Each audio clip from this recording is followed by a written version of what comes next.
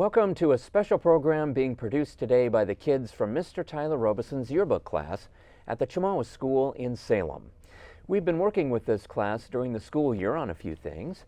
They learned editing on professional level software in the fall, and now we're working with the kids on making the talk show you're watching right now. They're running things from directing and audio to cameras, lighting, teleprompter too. My name is Clarke Hylton. I'm the content manager at Capital Community Media. I'll be the host of this show today as I speak with Tyler Robison. Some of these questions are from me, but most, they're from the kids. Mr. Tyler Robison, welcome to the hot seat. Yeah, thanks for having me. It's great to be here. Absolutely. So let's start with a basic question here. Where are you from originally? Yeah, so I grew up in Monmouth, Oregon, which is a small community just a little ways outside of Salem.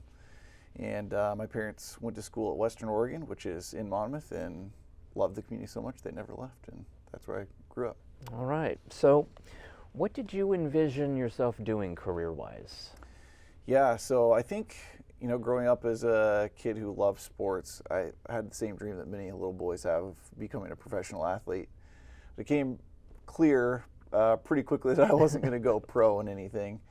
So I thought maybe in high school, kicking around a couple of ideas, but maybe being like a sports agent, maybe owning my own business, something like that. But then when I got to college, I really sort of gravitated towards the sciences and thought about being a doctor. That dream was short-lived as well when I realized how rigorous and how long it was going to take to achieve that path.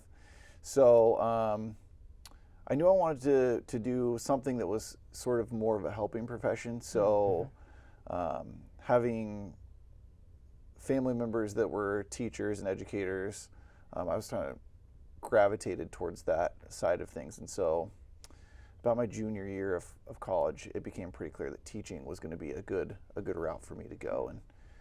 And so I thought maybe originally I would teach middle school. When I was working on my teaching program, I had a placement in a middle school first, and I just loved working with the middle schoolers. And then I had a full-time placement at high school, which I also loved, but it was kind of just a matter of the jobs that were available.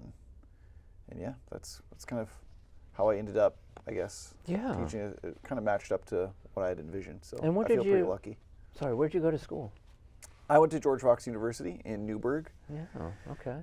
Small private Christian school. Got my bachelor's in chemistry with the emphasis in biochemistry, and then my master's in teaching from there as well. I'm going to circle back to that a little bit because you're teaching different things now as well, and we'll talk about that. Yeah. But how did you discover Chemawa? Yeah, so that's also just pretty fortuitous, I guess, pretty random. My great aunt lived kind of in the neighborhood of Chemawa, and I would go out there every week and have dinner with her. And after I'd graduated from college, one day I was driving to her house on a route that I normally didn't drive, and it was right past the school. And I noticed on their reader board that it said substitutes needed. And I hadn't found a full-time teaching job at that point, so I was putting the feelers out for different sub-opportunities, waiting to hear back from some full-time jobs. And I had a little bit of time. I was early for dinner, so I pulled in down the long tree-lined drive. It's kind of intimidating just kind of driving in. But I made my way into the admin office, and the secretary greeted me, and she's like, "Hey, I see here sort of on your resume you're maybe interested in teaching science. Did you want to apply for the full-time science teaching job?" And I was like, I was just here to talk about subs. I didn't know anything about that. She's like, "Yo, let me get you an application." So she got me an application. I was like, "Great, I'll come back tomorrow with this application filled out and bring it to you." And then that's sort of how I heard about it. And then one thing led to another. Interviews were completed, and I got the job. How long have you been there? This is my 15th school year. Oh, wow. Okay. Yeah. So how would you describe your experience at Chemawa then? Yeah, overall it's been amazing. Try not to get too emotional about it because it's truly been an amazing space to work in. It's not without its fair share of challenges. the student population that we have comes from largely just from some difficult areas.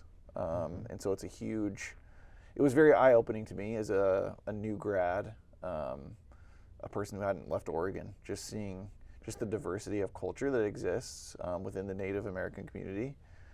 Getting to work with kids from all over the country. That has been very eye-opening. But it's great to have a group of kids that you feel like you can have an impact on, as far as just modeling what it looks like to be professional, what it looks like to be a person who conducts themselves with integrity and hopefulness, hopefully, in the world. But the experience overall, I mean, I would say it's life-changing. It's been the only job that I've had since I graduated school, so I've liked it enough to stick it out for 15 years. Although I will say there was a period during COVID where it was like, oh man, this is sort of not what I signed up for. We had classes over Zoom. I would say that was the low point. But since kids have been back on campus, I've gotten opportunities to try new things, which I've really enjoyed. Yeah.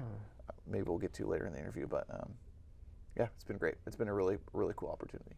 Yeah, well, let's talk a little bit about that. So you came in as a science teacher, but this is your yearbook class that's working on this project right now, and they're kind of getting some feet into media a little bit. And how did that come about? Yeah, so when I first started, this is kind of a roundabout way to tell the story, but when I first started working at Chemawa, I was coaching the boys basketball team. And it was always hard to get someone to get good photographs of the team. And so I was like, this is kind of silly. I kind of enjoy photography. I'm just going to get a nice camera and take all the team pictures. So once I started doing it for the boys team, then the girls team asked, and then the football team asked, and then the volleyball team asked. And so eventually, over the course of a few seasons, I was taking all of the sports photos.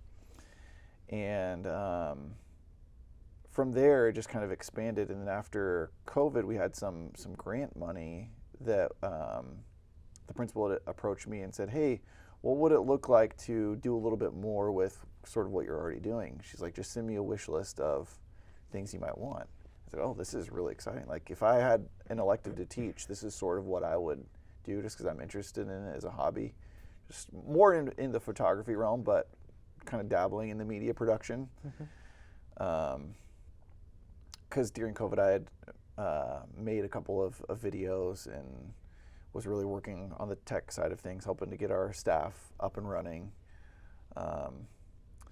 And so that just kind of led to this opportunity of, having a sort of a media lab in my room and then getting to teach the yearbook class as sort of my elective. So it's been really fun. And then this year, obviously working with CCM has been just the next level, the next natural progression. So I'm hoping that it just continues to grow. Well, we've enjoyed working with these kids. Yeah. It's been fun. I know one of your students had this question. Have you seen a difference in the way that students approach schoolwork from the time you started working at Chemawa to now? So that's been 15 years. So yeah, what difference, if any? Man, I think, things have changed a lot in the last 15 years with technology being the biggest piece, but kids are still kids, and most, I should say, people are looking for the path of least resistance, and kids are no exception, and I'm no exception to that. I understand too.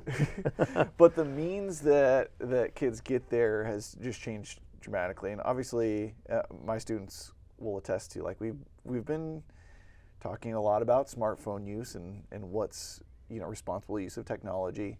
That's just not something that was even a thing when I first started teaching. I mean, I didn't even get my first smartphone until I had already been working at the school for like 4 years. Kids, they just can't believe that. I know. What happened? So just managing the classroom, it just looks a lot different. Yeah. But one thing that I've really appreciated about just the similarities and differences, how things have sort of ebbed and flowed, is kids are still kids. They're still looking for connection. And I think for us as teachers, it's not just about like the academic content, but it's also helping the kids to discover maybe what they're good at, what they're interested in, what they're sort of drawn towards, but also to just be able to connect on a more personal level with their teachers and with their peers. And so I've seen that kind of ebb and flow. Like I said, COVID was rough because that connection was just completely disrupted. There's only so much that you can do over Zoom without being in the same room as someone. Yeah, it seemed to cause a problem nationwide, really. Yeah. Yeah. And so we're getting kids in now who had their education disrupted by that, and so we're still kind of unwinding a lot of that connection piece. But I see us on a real upward trajectory, so I'm really thankful for that. Well, good. So what has been the biggest challenge being a teacher? Oh, man. I think just adapting and being flexible are the two just constant challenges. I'm chuckling a little bit because one of the students that's helping produce this show, he's in my chemistry classroom, and we were supposed to have this big bureau-wide science test today, and I had been telling them for months now. It's been on the calendar. And they came in to my class like, okay, Rob, we're ready for the test. And I was like, yeah, like something's come up. The test isn't happening today. And they're like, what? You told us. And I was like, I know. I was just as surprised as you are that it wasn't happening. But I explained to them, like, this is real life. Like, things come up. We adapt. We change plans and we move forward. But at Chemawa, it's the only thing that is for sure is that things are not going to stay the same. Yeah. Yeah. And so just being flexible is super important, but it is the biggest challenge for sure. What's something big you'd like to achieve? Oh, man, that's a big question.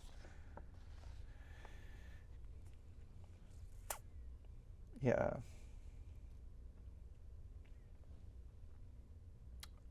I think achieving something, sorry, I'm getting a little.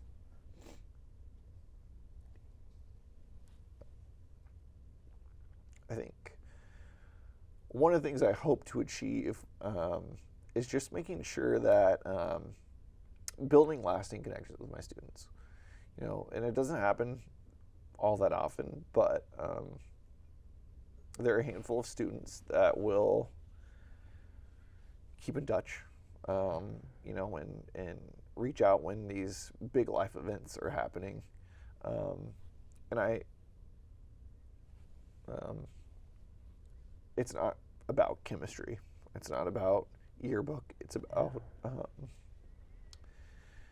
just that personal connection. And so achieving, I don't, like in teaching, you're not like, oh, I'm not going to win a championship. I'm not going to go to the playoffs. It's about looking at the lives you've impacted. Yeah. And so I just hope that there are a number of kids whose lives will be better because they've had some sort of connection with me.